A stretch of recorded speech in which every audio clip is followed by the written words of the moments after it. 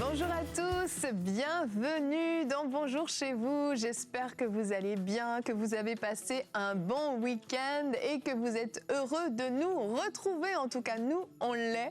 Et avant de vous partager le thème, j'aimerais vous demander, avez-vous liké cette vidéo? Si vous nous suivez sur YouTube, on vous invite à liker, on vous invite à commenter, on vous invite à vous abonner et même à partager tout.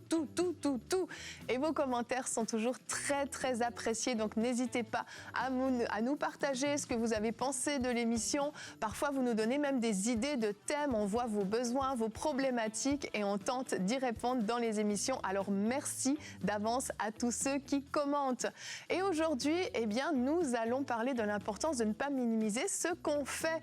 Bien oui, parfois on a l'impression qu'on ne porte pas de fruits, que tout le monde en porte, mais pas nous, qu'on n'en fait pas assez, que notre service est insignifiant. Eh bien, j'aimerais te dire aujourd'hui que tu vas peut-être être surpris. Et aujourd'hui, je suis en compagnie d'Aurélie et c'est le grand retour de quelqu'un qui n'était pas avec nous depuis longtemps, un peu trop longtemps, j'ai envie de dire, Monsieur Omer Kabouya. Je suis content d'être de retour, vous m'avez manqué. Oh, tu nous as manqué aussi. On va avoir du plaisir aujourd'hui. T'as l'air en forme. Oui, j'ai un peu l'onction de Frank, donc... Non, parce que t'as pas mis la casquette. Ah, ne vous inquiétez pas, on a la casquette intérieure. Ah, la casquette intérieure. J'avais jamais entendu celle-là. Je ne sais pas si je chanterai d'ici la fin, donc... Ah, ben tu peux. Hein. C'est vrai que Frank aime bien nous chanter des vieux cantiques. Et toi, t'en connais plusieurs aussi, d'ailleurs. Hein. C'est ça. Est-ce que les gens savent? Le Seigneur m'appelle. Dans ta croix et viens sur moi. Moi, je suis un ancien chantre. Okay. Toujours chantre éternel. C'est ce que j'allais dire. Hein. Adorer Dieu. T'étais chante, tu faisais partie d'une chorale aussi, c'est ça? Exactement, d'une chorale. Et puis, voilà. Je continue à le faire parce que David n'a pas abandonné sa harpe jusqu'au bout. C'est vrai, même roi, il a continué. Et on veut faire la même chose et encourager les brebis à être un modèle de comment adorer Dieu. Yes, amen. Et Omer chante tout le temps dans la loge. Tout le temps, je t'entends chanter. Non, mais j'aime ça. On chante beaucoup dans la loge, en fait, vous l'aurez compris. Bref, aujourd'hui, on parle de ne pas minimiser ce qu'on fait et on a un beau programme aujourd'hui. On a un Culture et Médias. Ça fait longtemps qu'on n'en a pas fait le lundi. On a un beau projet à vous présenter. Il s'agit de Yona, la boîte à histoire. Et Florence Boyer viendra nous rejoindre tout à l'heure pour nous partager ce beau projet. On s'approche de Noël. Une idée de cadeau franchement très bonne. Donc on vous en parlera tout à l'heure. Et on terminera l'émission avec toi, Aurélie, avec un beau témoignage. Oui, le témoignage de Astrid de France. On ne va pas minimiser ce que Dieu a fait dans la vie d'Astrid. Elle a été baptisée du Saint-Esprit et guérie. Et elle nous raconte ça à la fin de l'émission. Merveilleux, un package. Ouais, c'est un tout inclus. Oui. C'est génial. Allez, aujourd'hui, on vous encourage. Vous savez, des fois, dans vos bonjours chez vous, on va devoir corriger, reprendre, exhorter. Et dans certains cas, on encourage. Eh bien, aujourd'hui, c'est le ministère de l'encouragement qui se manifeste. Et on commence avec la pensée du jour.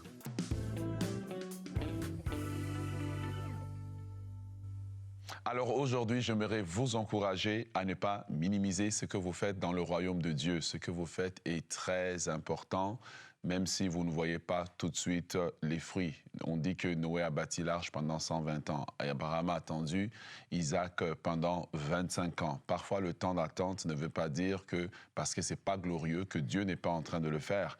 Ecclésiaste chapitre 9, le verset 10 nous dit « Tout ce que ta main trouve à faire, fais-le ». Voyez, et c'est important, le travail qu'on fait parfois, travailler dans le stationnement, dans le ménage, dans tout ce qui semble ne pas être glorieux, en fait, aux yeux des hommes, c'est glorieux aux yeux de Dieu parce que Dieu voit ce que nous sommes en train de faire. Et sa parole pour toi aujourd'hui, c'est que tout ce que tu trouves à faire, fais-le. N'attends pas le micro, fais-le. Les grands hommes de Dieu que nous voyons aujourd'hui, pour la plupart, dont moi-même, je suis le produit des monitrices d'école du dimanche qui n'ont jamais prêché devant des foules. On parle des hommes comme John Wesley, qui était le produit de leur maman, qui leur a enseigné à la maison la parole de Dieu. Parfois, ce qui est fait en cachette, nous, on n'est pas vu, mais plus tard, ça va produire un fruit d'un grand homme de Dieu, d'un grand évangéliste. Et parfois, c'est dans l'éternité qu'on va savoir exactement comment est-ce que notre service a été apprécié par Dieu. Peut-être aujourd'hui, tu fais un service dans lequel tu n'es pas acclamé, tu n'es pas vu, tu n'es pas remercié, mais sache que les yeux de l'Éternel parcourent la terre pour voir ce dont les cœurs sont entiers à lui, et c'est le Seigneur qui sait comment nous récompenser. Il y a ceux que Dieu appelle pour être de l'avant, il y a ceux que Dieu appelle pour être cachés. J'aimerais aujourd'hui encourager quelqu'un qui travaille peut-être comme dans l'intercession dans son église, que Dieu vous a appelé pour prier peut-être pour quelqu'un, pour des nations, pour des jeunes filles, pour des hommes qui sont peut-être alcooliques, des familles qui ne vont pas bien. Et peut-être qu'aujourd'hui, tu es découragé parce que tu ne vois pas le résultat. Tout ce que ta main trouve à faire, fais-le. Sache que Dieu te voit, sache que Dieu te récompensera grandement pour ce que tu fais. N'abandonne pas. Aujourd'hui, je ne serais pas là où je suis s'il n'y avait pas eu des personnes qui avaient été patientes, patients envers moi, s'il n'y avait pas eu des personnes qui avaient pris le temps de prier pour moi, des personnes qui avaient pris le temps de m'exhorter, de m'encourager, etc. Et aujourd'hui, il y a plein comme ça dans le corps de Christ qui sont le résultat des ministères cachés, des services cachés. Sache que tu es important et ta récompense sera grande aux yeux de Dieu, car le véritable salaire vient de lui. Amen. Merci Omer. C'est super important de ne pas tomber dans l'apitoiement, en fait, parce qu'on a l'impression qu'on ne fait rien, qu'on est inutile, parce que parfois on regarde à des grands hommes de Dieu, des grandes femmes de Dieu, visibles, médiatisés, et on se dit, mais eux, ils font tellement, ils payent un prix tellement lourd, et moi, je ne sers à rien pour le royaume de Dieu, je ne fais rien. Et en fait, on oublie de voir les choses dont tu as parlé. Et il y a des choses qui sont tellement simples, mais tellement importantes. Et oui, peut-être minimisées aux yeux du monde de manière générale, mais pas minimisées aux yeux de Dieu. Ça a une grande valeur. Je pense à cet aubergiste qui a décidé d'ouvrir la crèche pour la naissance de Jésus. Un petit détail, pas grand-chose, mais il a ouvert son cœur à Marie et Joseph qu'il a vus en souffrance. Combien cette action a une portée éternelle. Et il y a plein d'histoires comme ça dans notre quotidien. Et Paul, à un moment donné, va exhorter aux Corinthiens, dans 1 Corinthiens 3, au verset 6 et 8, c'est notre verset du jour, il va dire « J'ai planté, Apollos a arrosé, mais c'est Dieu qui a fait grandir. Ainsi, ce n'est pas celui qui plante, ni celui qui arrose qui compte, mais Dieu qui donne la croissance. Celui qui plante et celui qui arrose sont égaux, et chacun recevra sa propre récompense en fonction de son propre travail. » Alors ici, il y avait un débat, moi je suis de Paul, moi je suis d'Apollos. Mais au-delà de ce débat-là, il y a une notion qui est hyper intéressante ici, de réaliser qu'en fait, celui qui arrose, donc c'est pas forcément lui celui qui récolte. Celui qui plante, c'est pas non plus forcément lui qui récolte. Mais ces deux-là sont importants et leur récompense sera grande. Ça veut dire que peut-être que dans la rue, peut-être qu'au centre commercial, peut-être avec tes voisins, tes collègues, un jour tu as témoigné simplement, tu as témoigné de l'amour de Dieu. Tu leur as partagé ton témoignage, tu as eu une marque d'affection, de gentillesse, de bienveillance vis-à-vis d'eux et tu as touché leur cœur. Eh bien, c'est ça aussi planter, c'est ça aussi arroser. Et en fait, il y a toutes ces étapes qui viennent, mais c'est Dieu qui fait croître. Et quand on comprend ça, on se dit, en fait, ce que j'ai fait a compté quand même. Et je crois fermement que lorsqu'on sera au ciel, il y a des personnes à un moment donné qui vont venir nous voir et qui vont nous dire merci. Et on dira, je ne sais pas, je ne te connais pas, qui es-tu ? Un jour, tu as fait ça pour moi. Un jour, tu m'as dit cette parole. On ne s'en souviendra pas, mais eux vont s'en souvenir parce que ça aura marqué leur vie. Oui, et puis la Bible nous dit qu'en parlant du corps, que les membres qui sont le plus faibles méritent de l'attention.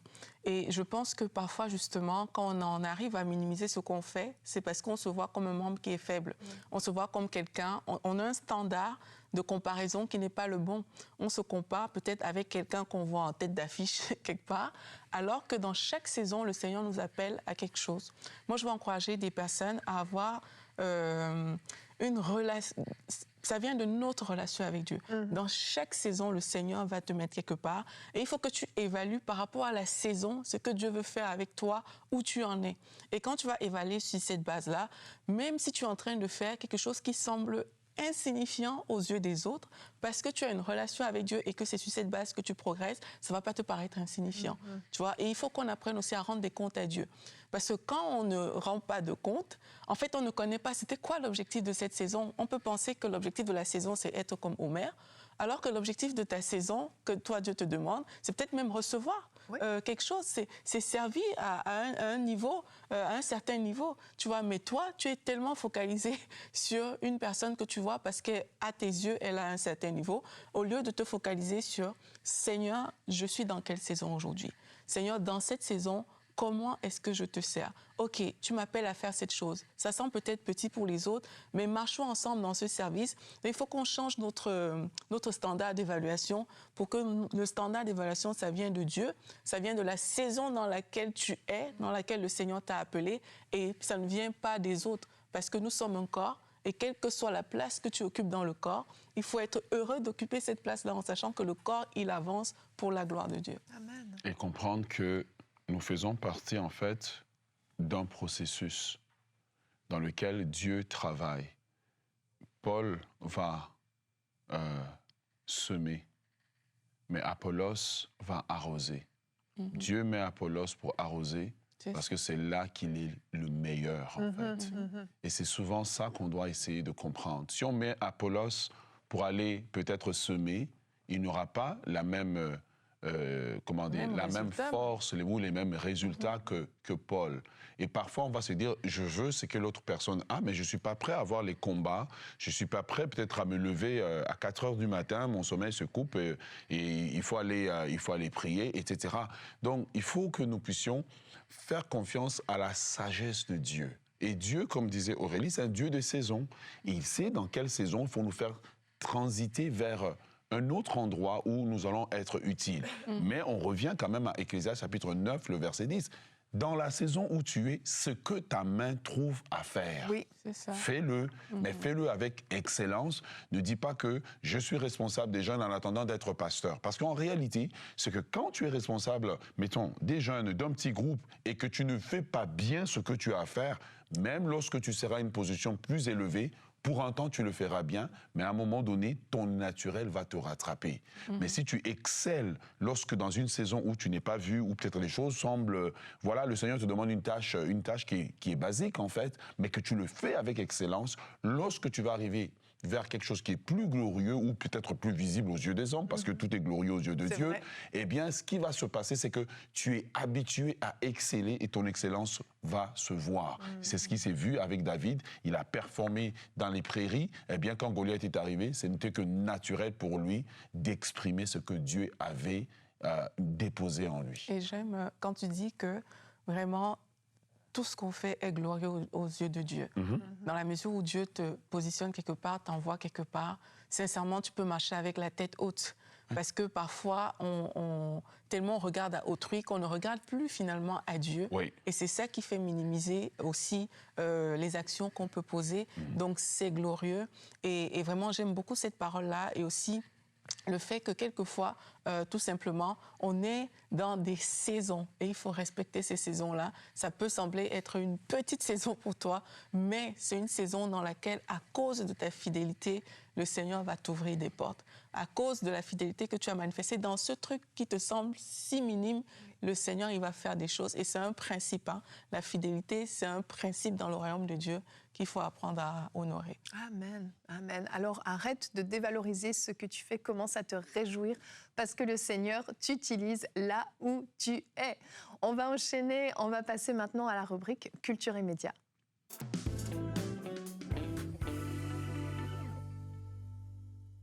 Alors aujourd'hui, c'est moi qui ai le plaisir de vous présenter un très beau produit. Je le disais en introduction, les fêtes de Noël arrivent bientôt et on ne veut pas offrir des choses inutiles pour nos enfants.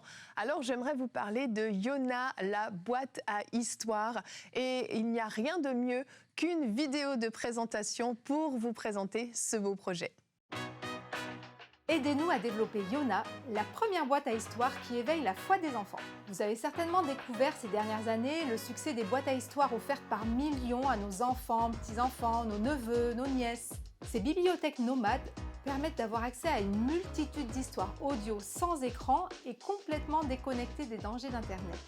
Finalement, c'est un média ancien mais sous une nouvelle forme. Parce que nos enfants sont affamés d'histoire, tout est bon à se mettre sous la dent pour étancher cette faim de connaissances et d'aventure. Malheureusement, on se rend compte que les nombreuses propositions autour des histoires de loups, de sorcellerie, de fantômes et autres esprits dominent. Nous avons pensé qu'il y avait vraiment mieux pour nos enfants. Pour cela, nous voulons créer la première boîte à histoires qui éveille la foi des enfants. Elle raconte les véritables aventures des personnages de la Bible, à découvrir ou à redécouvrir. David aperçoit l'armée en train de se ranger en bataille et tenter de se donner courage en poussant des cris de guerre. Daniel, Esther, Élie, Élisée, Moïse, Noé et bien sûr toutes les histoires sur Jésus. Yona raconte également les récits des héros de la foi, ceux qui ont engagé leur vie sans compter pour témoigner de leur foi et lutter contre l'injustice. Des témoignages que nos enfants doivent absolument connaître. Les premiers chrétiens, les grands témoins, les missionnaires partis au bout du monde, les résistants d'hier et d'aujourd'hui, les héros actuels. Transformer tous ces récits en aventures palpitantes et en expériences sonores immersives permettra à nos enfants, entre 7 et 11 ans, de plonger au cœur de la vie de ces héros.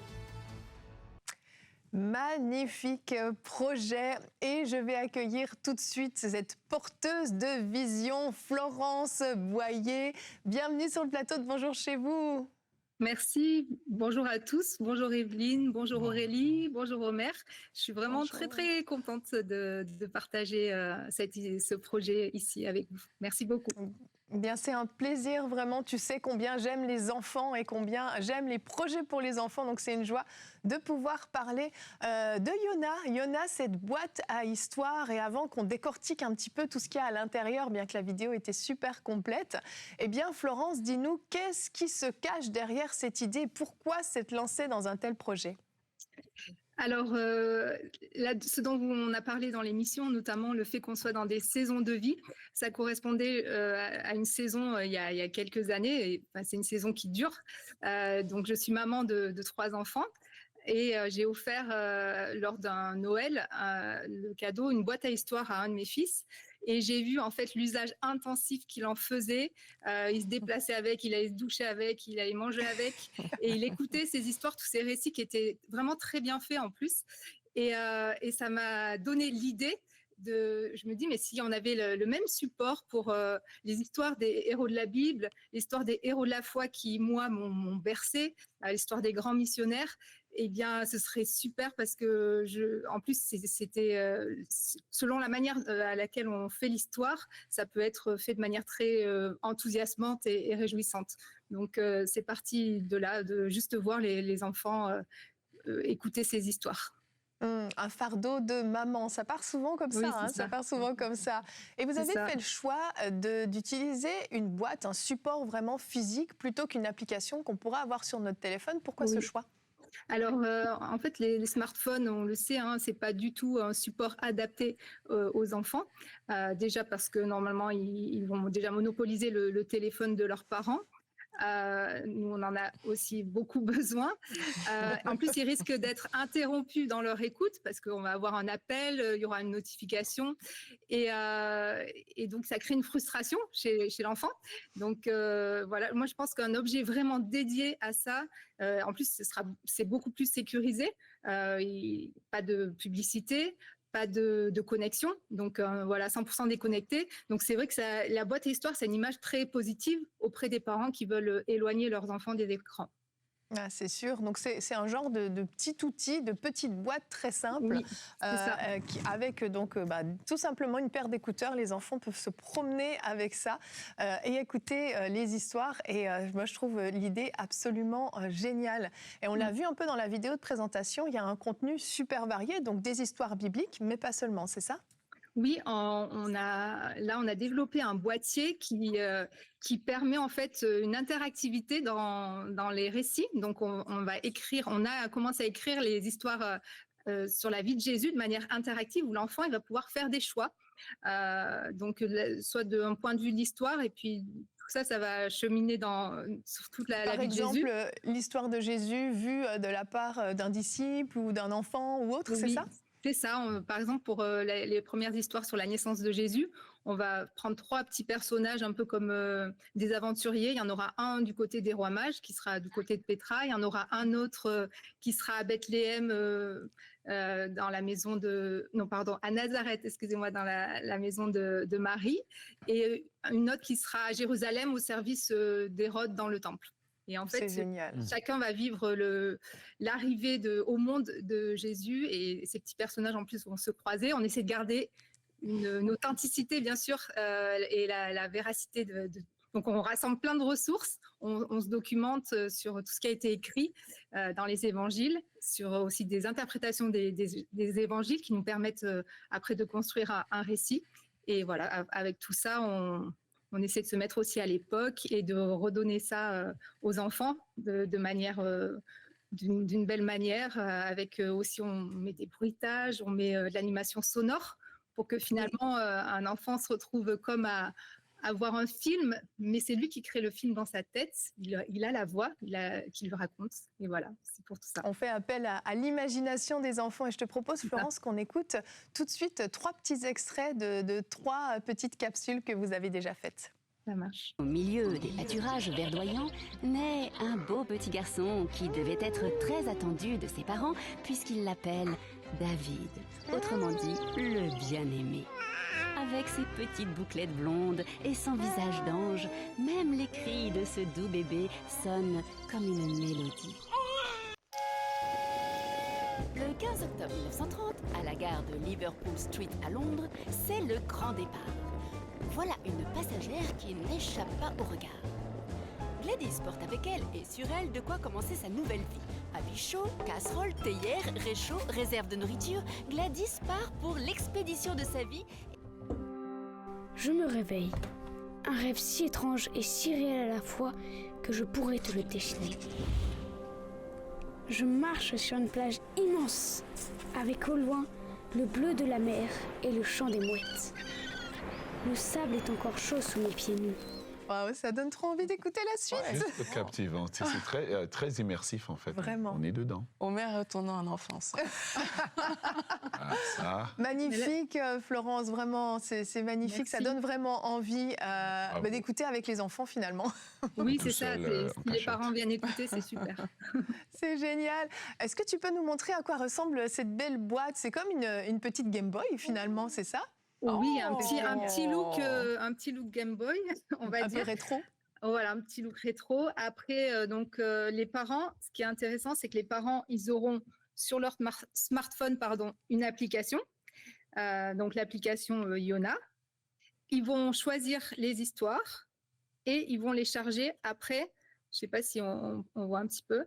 Ok, Et après, voilà, ils peuvent les charger sur la boîte. Et après, ils confient la boîte à leur enfant pour une écoute autonome. Ça, c'est C'est génial. génial. C'est un nouveau contenu à peu près tous les mois, c'est ça?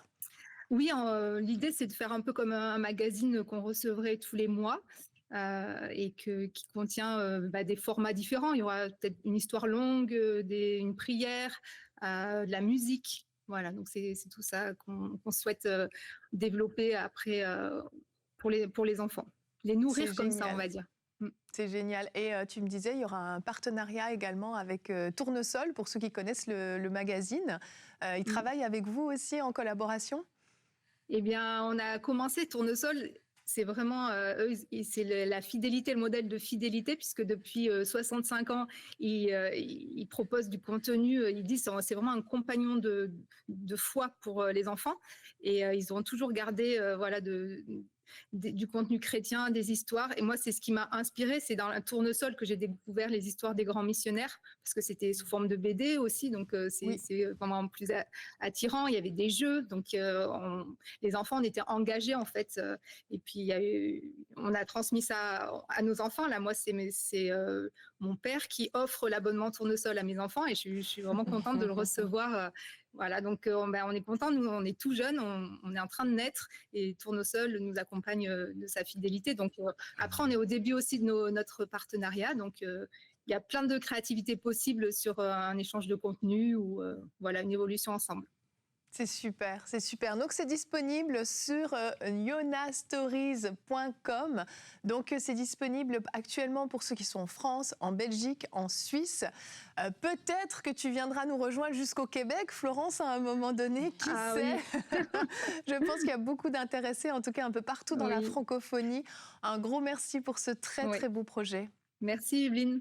Merci beaucoup. Merci bientôt. à chacun. Merci à toute l'équipe. À bientôt. À bientôt. Bye, Florence. Un magnifique projet, donc on vous encourage à vous procurer. Eh bien, on va terminer cette émission avec notre témoignage de la semaine.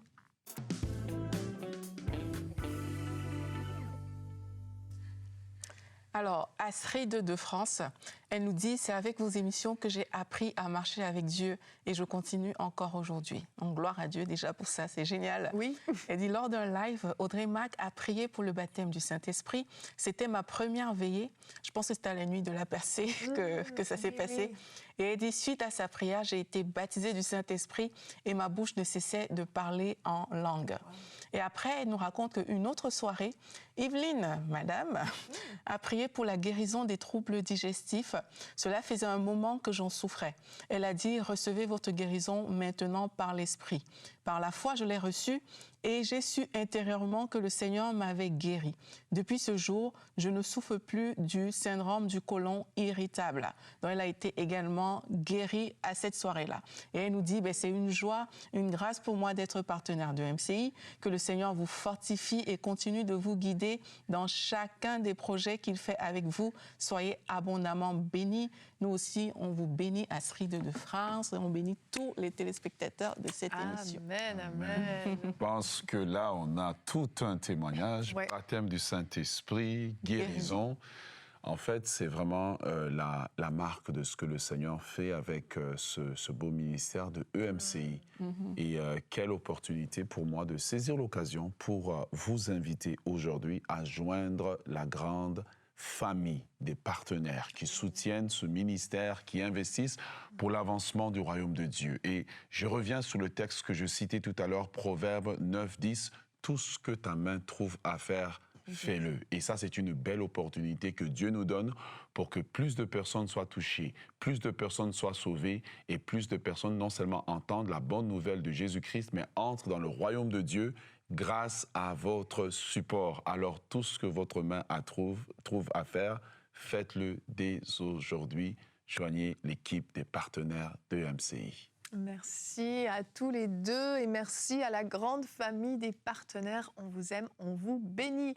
Et cette semaine, nous allons la continuer en compagnie d'un invité. Le pasteur Chris Campion sera avec nous dès demain jusqu'à la fin de la semaine. Et demain, on va voir que tout est accompli depuis plus de 2000 ans. Je pense que vous avez une petite idée de quoi on va parler. Le pasteur Chris répondra à la question dans une rubrique Réponse d'experts. Quel est l'impact du sacrifice de Jésus pour l'humanité? Alors rendez-vous demain, même heure, même endroit. Soyez bénis et bonjour chez vous.